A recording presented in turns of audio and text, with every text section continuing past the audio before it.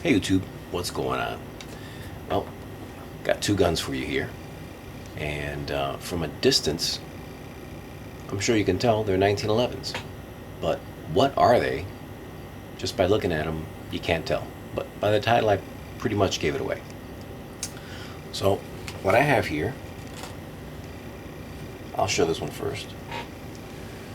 This is a Sig Sauer Tac Ops 1911. 8+1 night sights, Novak style, skeletonized trigger and hammer. You got the textured XT grips.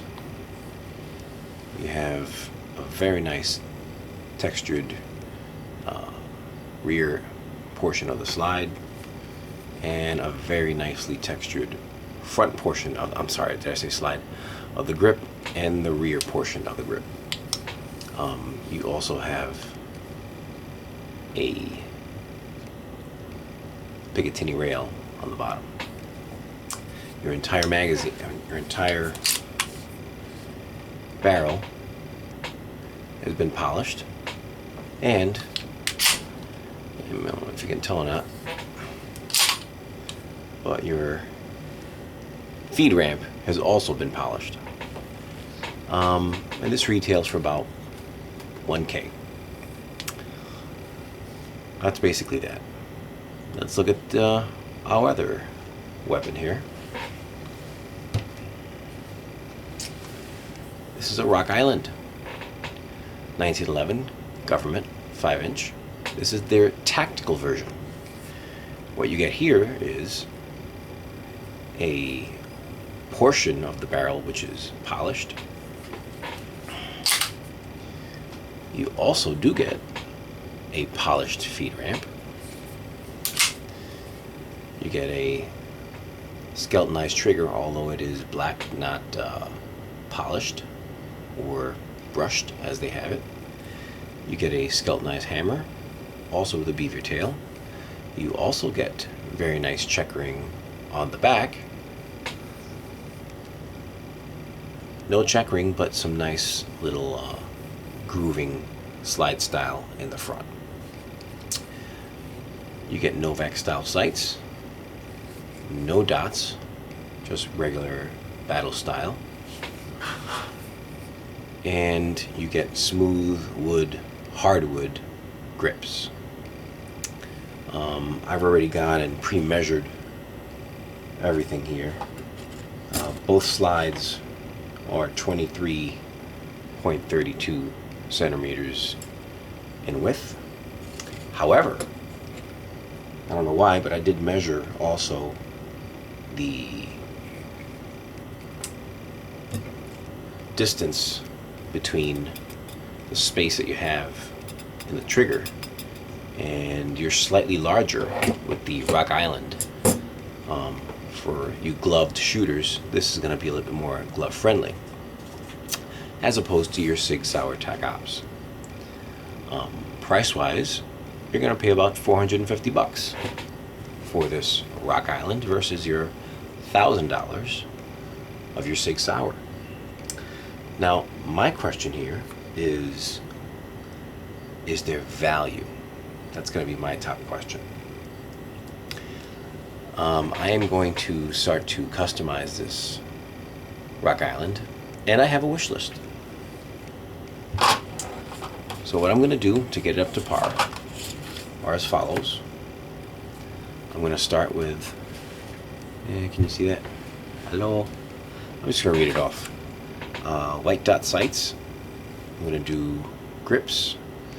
I'm going to polish the trigger, hammer, and the barrel. I'm going to smooth out the rails, the slide, and the interior of the trigger portion. I'm going to add an extended mag release. I'm going to polish the feed ramp even more than it already is. I'm going to add hex screws to the handles, and I'm going to get a quality magazine. Not to say that you don't get one. With the Sig, you get, I'm guessing it's a Sig brand magazine. It doesn't really say anything at all on it. Let's see. Let me look at mine with my handy dandy. There's a patent on here. That's really it. It looks like a regular Joe Schmo mag, 8-round mag. With your Rock Island, you get a ACT mag. By the way, made in Italy. And it looks like a very nice quality blued magazine. So again, what we're asking here is, where's the value? What are you not getting with this Rock Island? Obviously, it's not as refined as this Sig. It looks like the finish is a little bit more attention to detail on the Sig as it is on the Rock Island. This is a parkerized finish on the Rock Island. And I forgot what they call this. You guys can remind me. Nitron finish, I guess they call it, or something like that. One thing I do notice immediately, as soon as I grab this Sig, it just feels better in my hand, and I think that's just because of the grips.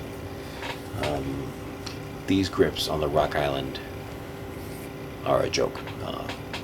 And I don't want to spoil it to you, but I've already started to change up this Rock Island, and I put the whole grips on there, so you can already tell that it's starting to look a little different. But my objective is, I'm going to try to make it up to par with the Sig, and I'm going to report back as to how much money I invested in order to get it up to par with this Sig. Obviously I can't put the tack rail on there, but still, I'm going to do the best that I can. You know, some people really don't like even looking at these Rock Islands. Oh, made in the Philippines, whatever. But you know what?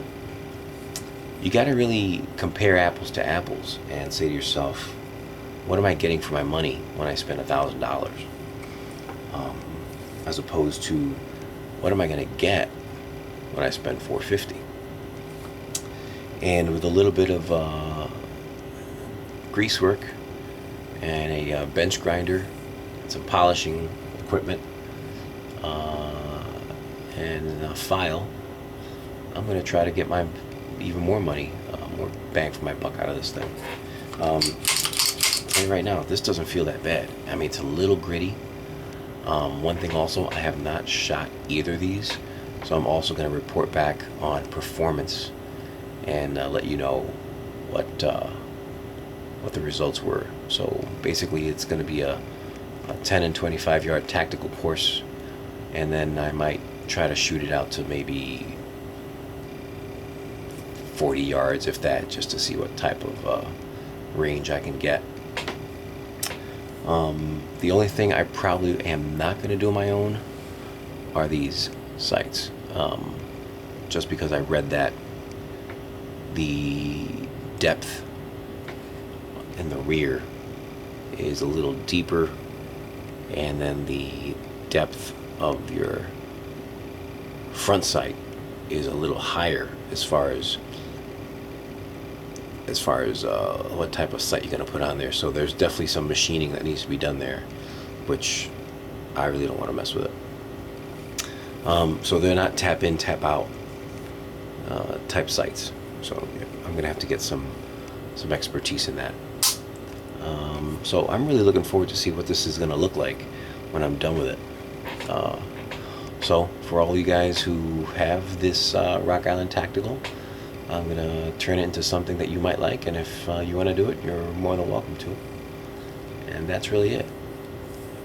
I really didn't want to label this Sig Sauer versus Rock Island, because, you know what, it's a 1911.